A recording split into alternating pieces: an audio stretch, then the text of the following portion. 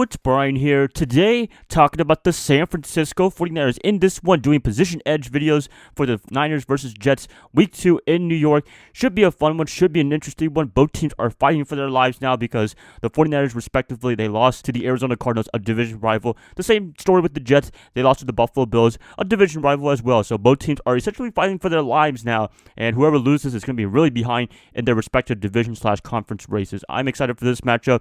49ers, I want them to rebound big time after that. Kind of a disappointing performance against Arizona. I know they could have won that game. Didn't really work out on Sunday. It's a brand new week, so we got to move on from it and worry about the Jets this week. Before I get the video started, as always, please like and subscribe. That's going to definitely help me out a lot. Click that bell notification, get notified of future videos. Share the channel, share this content with fellow Niner faithfuls. Let's get this started. 49ers, who has the edge in each position for this game? First up, let's talk about the quarterback position. Who am I going to get the initial edge to? Jimmy Garoppolo or Sam Darnold? To be honest with you, after their performances yesterday, Week 1, I want to give the edge to nobody. Jimmy G, although he didn't have any turnovers, he had a very unspectacular game, and also he had some plays where he just missed completely on his receivers. Darnold, I don't know what to think about him, to be honest with you. I thought he was going to be a great quarterback in the NFL so far. He hasn't really shown it too much. He's shown some flashes, but other than that, he's not really shown the guy to be the savior for the New York Jets.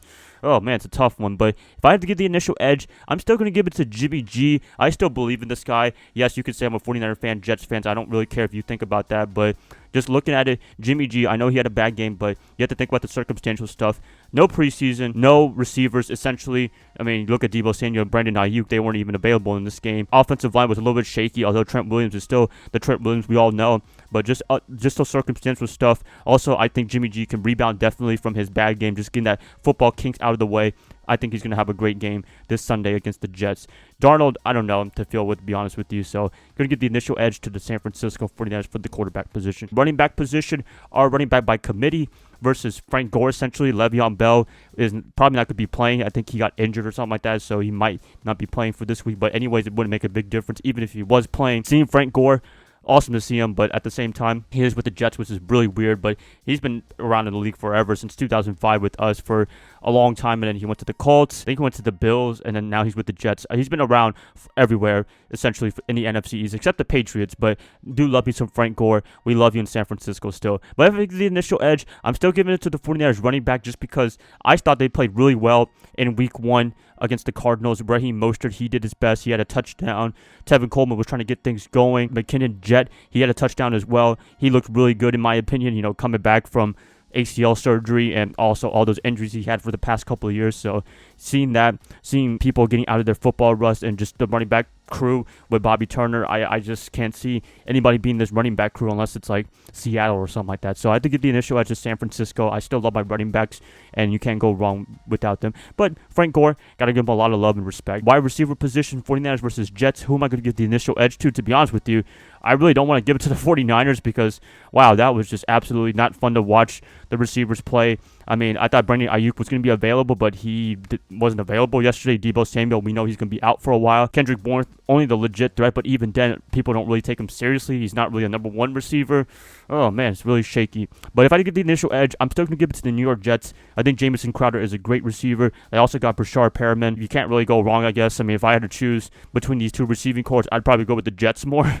And that's not really saying much, but the 49ers receiving corps is in big trouble, big time. Unless they have some changes for Sunday. If we had the same crew that we had on Sunday, then I don't really have a lot of confidence, to be honest with you, with the 49ers receivers. So I have to give the initial edge to the Jets for the wide receiver position. Tight end position, George Kittle versus their tight end. I don't even know who their number one tight end is, to be honest with you. But if I have to give the initial edge, I'm going to give it to George Kittle pretty much all the time. He didn't have the best game of his life in Arizona, but they were just double teaming him all the time because the wide receivers couldn't really do anything. But he's still a legit threat, and everybody takes him really seriously. He's not just a catcher, but he can also block as well for the running game. Still got to give the edge to the number one tight end, in my opinion, in the NFL. Can't go wrong without that. Offensive lineman position, who to give the initial edge to for the 49ers and Jets? Well, man, if Brandon Garland is available, then I would definitely almost hands down give it to San Francisco, but I don't know if he's available as of this video. The Jets, I don't know how to feel, to be honest with you. I think the Bills got some pressure on Darnold, so really, these two are a lot tied to be... Man, this is a really confusing one, but... slight edge, I don't know. That's a tough one, but I might give it to the 49ers, maybe just a slight bit. I'm assuming that maybe Garland can play, but I know they have to play a lot better. I love me some Trent Williams. I think he's pretty much our bright spot in our offensive line. He pancaked one of the Cardinals defender, giving a slight edge to the 49ers. I don't know. I mean, this is not really the best time to evaluate our offense. Still, we got to do it for every position, and I'm going to give it just a little bit to the 49ers, assuming that they're healthy. They could be a much better line than what we saw on Sunday. So that's the offensive position. Let's go to the defense. Next up, let's talk about the defensive positions. 49ers versus Jets defensive line. Who am I going to get the initial edge to? Which one should I give it to? The 49ers defensive line, they were not too bad. They played kind of well against Kyler, but he ended up running all day against us. Mobile quarterback, we still have a problem with that. But luckily for them, they are not facing a mobile quarterback. They are facing more of a traditional pocket passer in Darnold. That makes their job a little bit easier. The Jets, they have a really good defensive line, in my opinion. I know they have some shaky things going on, but usually they're really good against the run. So the 49ers running backs got to be careful with that. They're usually number one in rushing defense, which is crazy. But yeah, that's a pretty true story right there. But if I get the initial edge, I would probably give it to the 49ers. I don't know if it's going to be hands down, but I got to see more from them to give more hands downs for this defensive line, because I know this potential of this line. It's awesome. All they have to do is just get the quarterback down. They can get pressure, but they just have to execute, sack the quarterback really good. And, you know, the 49ers didn't really do a good job against Murray. Kerry Hyder was the only one that had a sack in that game, which was kind of disappointing, to be honest with you, considering that we can sack the quarterback big time. But, yeah, San Francisco, give them the initial edge, plus having Darnold as not a mobile quarterback, that helps out big time. Linebacker position, 49ers versus Jets. Who am I going to get the initial edge to? If I had to give the edge, I would probably give it to the 49ers a slight bit. I mean, you know, they're really good. They're awesome. Fred Warner, Hot Boys, Quan Alexander, Dre Greenlaw, Mark Manacho. You can't go wrong with them, but sometimes they can be very inconsistent with tackling.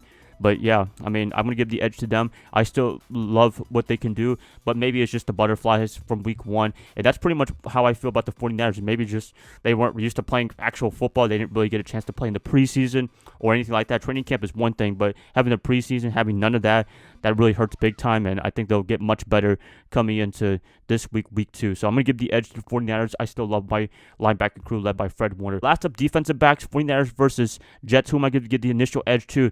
Oh my gosh, the 49ers defensive back, they did not look good at all. I mean, the only positive thing I can see was Drukowski targeting an interception, but other than that, was pretty disappointing, to be honest with you. I mean, DeAndre Hopkins ran through whatever you want to call all over us all day. I think he had like 14, 16 receptions. It was ridiculous. Jets, they have a pretty good defensive back position, considering the fact that Jamal Adams is not with them anymore. Marcus May, he did a really good job against the Bills, and that's very impressive right there. I think he had 2 sacks, which was ridiculous for a defensive back to have. But if I give the initial edge, I'm actually going to give it to the Jets. I think they are not too bad, to be honest with you. The 49ers, I'm really worried, to be honest with you, even if it was just one game, but they didn't address anything in the NFL draft or free agency. That's really concerning to see that they didn't do that, and they were very confident in their guys. I don't know. Hopefully they can perform better, but I'm a little bit shaky still after yesterday. Maybe I'm just overreacting. Maybe I am, but at the same time, I still am not very comfortable with my defensive backs yet, but hopefully they get better. So initial edge, I'm going to give it to the Jets. They did a not too bad of a job against the Bills, and I think they can hold Jimmy G and our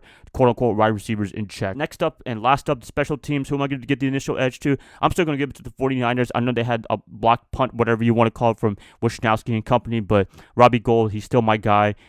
Extra points, it's almost a guarantee. Field goals is almost a guarantee. You can't go wrong with that. I would always pick him any day of the week over pretty much any special teams, in my opinion. So, edge, San Francisco. Last up, coaching for a bonus point, Kyle Shanahan versus Adam Gase. I'm going to give it to Kyle Shanahan because Adam Gase is just weird.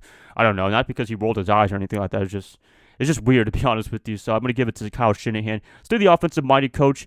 Probably has some good plays. Maybe most of the time, sometimes time management is not really his thing, but when you're an offensive mind coach, you can do great things, but he didn't really have the personnel sometimes to do great. I mean, it was a little bit scary when he said in the press conference after the loss against the Cardinals to say that he was okay with the receivers, but I was certainly not okay with that, and I'm pretty sure a lot of you guys were not okay with that. Maybe he was sparing their feelings, but it didn't look good at all, and that's pretty the biggest concern for the 49ers. For me, in my opinion, coming into this game and the rest of the season is the wide receiver position. I know Debo and Brandon should be making their debuts or returns really, really soon, but it's just really concerning to see after that bad performance, to be honest with you, against the Cardinals, to see that. But yep, that's pretty much it, you guys. Most of the edge is going to the 49ers, but I gave a little bit more to the Jets just because I'm still a little bit worried about the 49ers in terms of some injuries, some inconsistent play, positions that they didn't get addressed at all in the offseason. There's just a lot of things to worry about, definitely, for the team, and hopefully they can rest all of that for the next couple of weeks. Please let me know what you guys think about